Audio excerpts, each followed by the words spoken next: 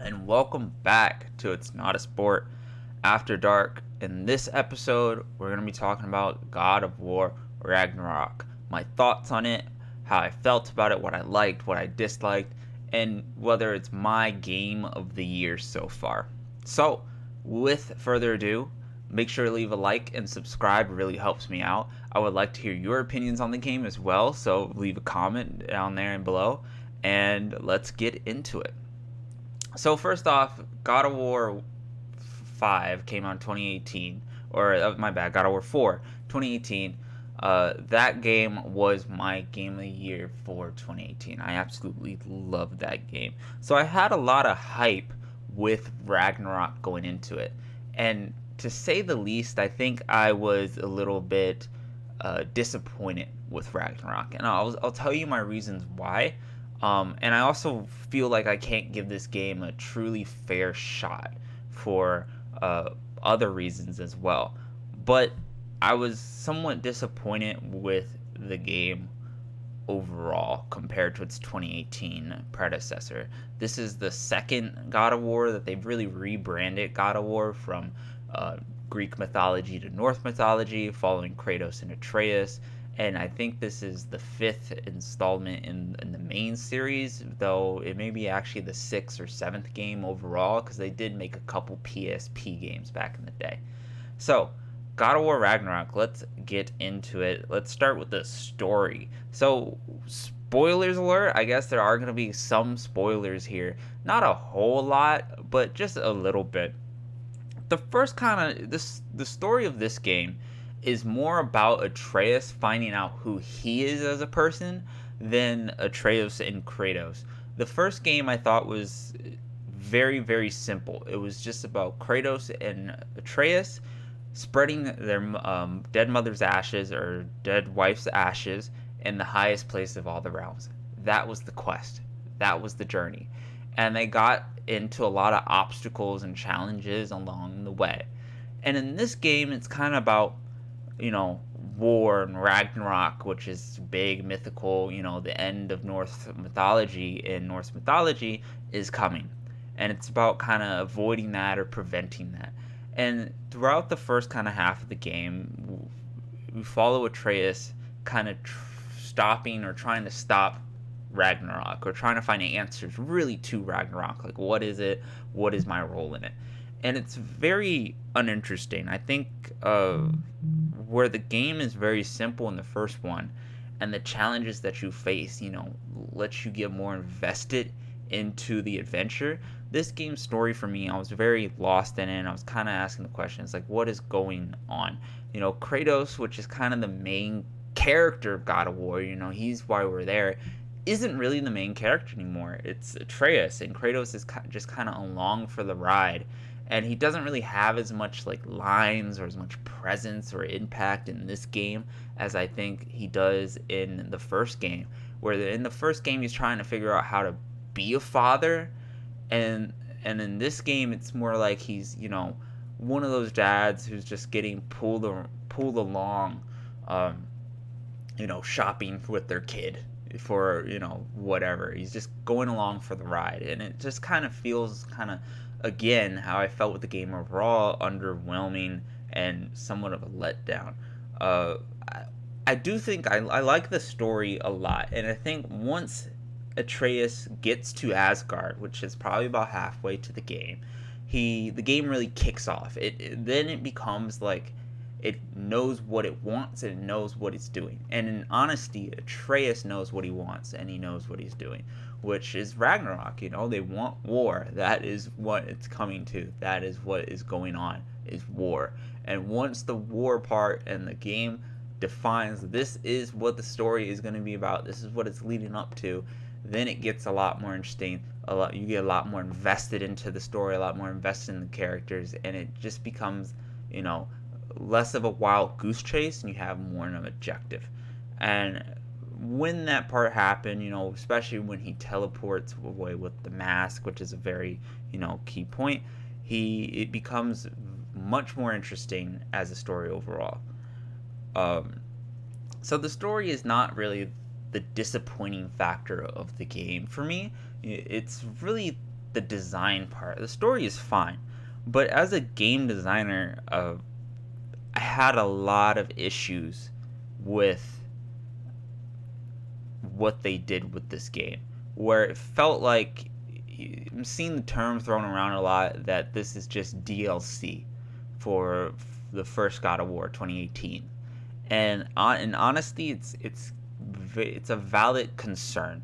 So before I really get into that, because it's for me, it's easier to pick out the negatives than it is the positives. I wanted to go over what I really liked and what I really disliked. So the second half of the story, when Atreus gets back from Asgard or really goes to Asgard, I really enjoyed. We just talked about that. Worlds and level, I really enjoyed the setting of this God of War franchise. Each level, each world was super fun to be in, to play in, to fight in. They really upped up their game in terms of arena design. They're not just like circles or just, big areas like they really were in the first game. In this game, you have a lot more traversal, where like now that they kind of revamped the movement mechanic, it seems like you jump over ledges and climb ledges and use your environment a lot more in this game than you did in 2018's God of War, which I really enjoy that they seem to put a lot more effort into their level design and their asset design, and really, seeing how the play space can interact with the game. Asgard and Norse mythology gods, I really, really, really like the design of all the Norse mythology gods. Heimdall, Thor, and Odin, all are like what I would imagine them to be if a true like Nordic Viking kind of told me what these characters were. That's what I imagine them to be. I think we've gotten so used to Marvel's version of these characters, who are, good looking, beautiful actors, on the big screen, which they're supposed to be, that you wouldn't imagine, and they make fun of Chris Hemsworth, fat Thor, but it's still Chris Hemsworth, he's still a good looking dude. So like seeing, old, rough, fat, kind of Santa Claus like looking body shape Thor, or skinny, old man kind of Odin, and then just kind of like normal dude fit Heimdall, or is exactly what I thought they would be when I heard these stories. So I really, really enjoyed their interpretation of the Norse mythology gods, and even Asgard, for when you finally climb the wall and get to see Asgard for the first time. It's not a grand golden palace that you would think, or that they had like on Olympus in the old God of Wars, but it's like traditional northern, old ass huts like they were living in during those times. They really believed in those, mythologies, and during the Viking Age, they're just old wooden huts. It's, really, really good character and art design by the team. I think they made right choices doing that. I really also like how puzzles work and exploration works in the game. I have issues with this when I talk about the negatives, but puzzles I thought were all very satisfying. They're really fun to figure out. Some of them actually make you think, but most of the time it's kind of just exploring and looking around. I think the game exploration, when you go off the beaten path, I think they spend a lot of time on that. I would argue that's probably like what they thought about the most when they were developing this game, was how can we make exploration a little bit more engaging and more, open worldy, where it's not just super linear, where you're exploring, different parts of the map. Items. So I also like how they added a lot more tools in combat. I already said this with kind of not only with the levels, but with Kratos himself. You get a lot more skills. You get a lot more, combat combos options. You get a lot more, perks and gear. Different perks. Like gears are just not stat sticks anymore. They actually have buffs and debuffs, and you can play a little bit more, forge your own style. Like it gives in a little bit more to the RPG aspects of the game, and I definitely like that as well as like some of the upgrades you get overall. I wish you had gotten a little bit more like upgrades during the game, like Batman finally gets the new grapple hook claw or the new batarang to solve these puzzles. I wish there was a little bit more of that, because it always feels good when you get new toys to play with. But you didn't really get that too much of over the game. In fact, it feels like you kind of lost a lot more of the toys that you got in the 2018s overall. So that's what I liked about the game. Now let's get into the negatives, and this is where I think it gets more difficult for me to talk about this. Combat. So combat really got on my nerves a lot. Now I don't know if this was because I was playing on hard, or very hard, or Give Me No Mercy, or whatever the difficulty is called, and not just like normal. But the game has always said, if you watch some of the GDC talks, they said how they always wanted this game, like since God of War, to be cinematic. So if you notice throughout the game, the camera is always seamless. There's no cuts in the camera. It's supposed to be like, a cameraman who's always following you. It's a seamless camera, right? The problem with this is that I feel like a lot of cinematography of the game, or it being like super cinematic, really hurts the gameplay overall.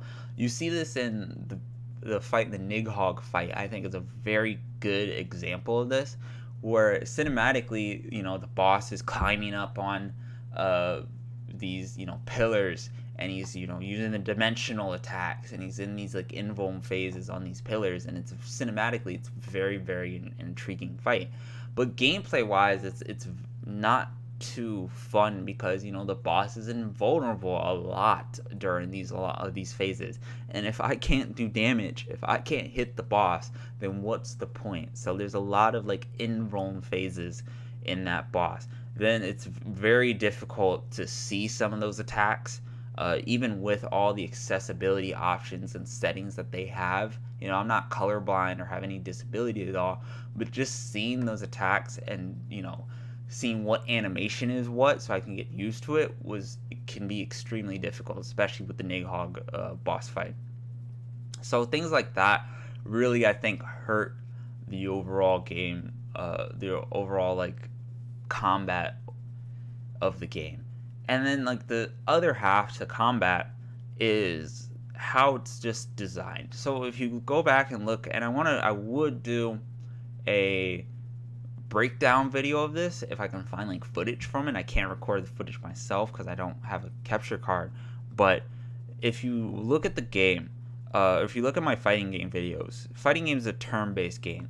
So some moves are safer than others, which means, if I throw out a move that's like a heavy punch and it's super slow, that has a slow recovery, they can hit me and take their turn and punish it. And the same thing kind of applies to hack and slash games. But this game it punishes you for making openings, for trying to take back your turn from the enemy. So the enemies will have attack strings where they'll go 1, 2, 3, 4, right? And during those attack strings, you may get a perfect parry, and it may do the slow-mo move or whatever, slow down time, and wants you to attack, or you may dodge, and I was using like the slow-mo time armor, so if you get a perfect dodge, then it slows time, right? And you think, well, okay, now that I've done that, this is my chance to take my turn. I can punish the enemy for still attacking because I've caught him with his pants down, right? And it's rewarding me for being a good parrier, dodging, knowing the enemy's animations, knowing the boss's mechanics, right? But that's not the case, where if you end up taking your hit, he just straight up ignores it most of the time, the enemy, and just straight up hits you. And I noticed this, that after they finish their attack string, and if you hit them, then they go into their stagger animation, and that allows you to hit the 1, 2, 3, 4, 5. So because of this, it makes the game feel very unrewarding when you dodge, or just try to take risk. You kind of just want to do, block 1, 2, 3, or react to whatever the enemy's doing. If it's a blue, circle, do the shield bash. If it's, orange, dodge it. If it's red, dodge it, or and the rest of it just block. And once they're done, taking their move, then you can do damage. And this then incentivizes other things, where a lot of the other weapons, like the axe and the spear especially, just become obsolete, because it becomes range is your best friend.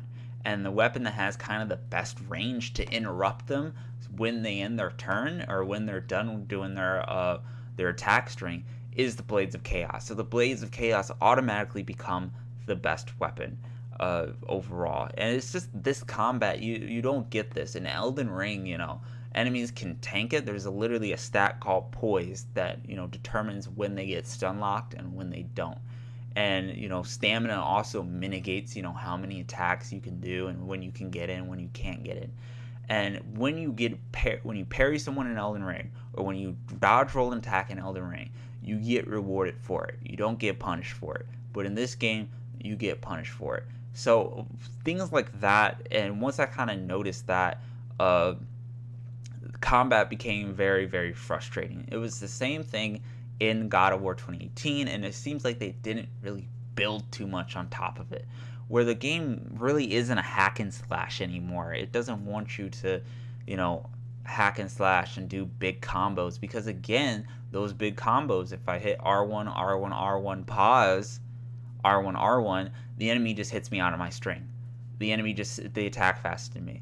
They just, hit me out of my combo. So it's not rewarding to even go for those big moves, those big plays, because the enemies can just hit you out of it even when as soon as they start their attack string or in the middle of yours. So that kind of sums up like my biggest issues with combat. Now, is this a difficulty issue?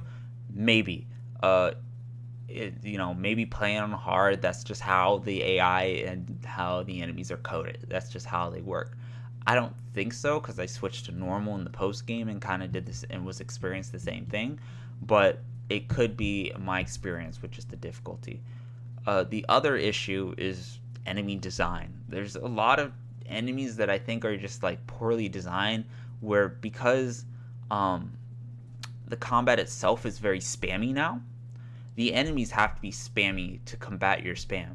So the worst enemy in the game that I think by far is the female like frost berserker. You discover them in like Midgard, and there's a certain fight when you're going to look for the three fates or the Norns, and it's the first one. It has an ogre, but it has these three girls who are very weak at the start, and they throw projectiles at you, but when you kill them, they revive, and they revive with the ice shield, so they're invulnerable to your axe, so you have to use the blades, and they're very aggressive. They have like a 3-hit, very fast attack.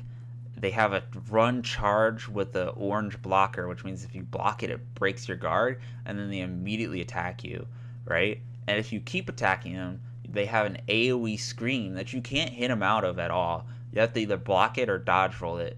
And it's very kind of frustrating when there's that aggressive in an enemy and there's like 3 of them and you can't, interrupt them or stop them or counter them at all. So I had a lot of issue with enemy design and combat just kind of mixing together. I just don't think it melded too well. And I think I had these issues as well with the 2018's God of War. But like it's very frustrating. I would like to kind of show you guys it more to understand it. So moving on, camera FOV. FOV is very, very close to Kratos. You're kind of like up his ass, in my opinion. I think if it's nice, they bring it back a little bit. They do bring it back in like some fights and some boss fights. I think this is also because my TV, like my 4K actual like TV, is very, very close to me where I'm sitting. As like if you see in the video, I'm how close I'm into the camera. My TV is essentially right there, so my eyes start to hurt because of that, because I'm so close to the screen. And I think this game is designed to play on console. It is designed to play sitting on a couch, not really on a PC monitor. So I wish they had like FOV settings. That's the one setting I wanted with all those accessibility settings. The game has a backseat gaming issue. This has been memed on, so I'm not going to spend too much on it.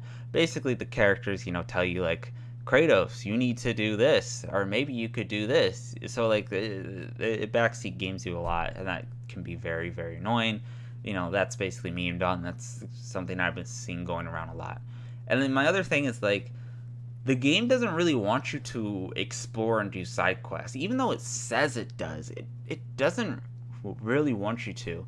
It locks you out of a lot of pieces of content until you progress the story, and even there's stuff locked behind the story. So it's better to explore the world after you beat the story, which I don't really like. Like if I'm having a meal, and like if I have a burger and a beer, right? Let's say a burger and a beer.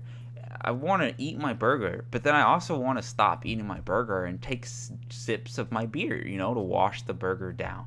And it's the game's kind of only wants you to eat your burger first before you can get to the beer. And I think that, kind of hurts the experience overall of me exploring it, because now that I've beaten the game, I would like to go do post game stuff, but I really don't have the motivation to do it now that I've beaten it, if you understand what I'm saying.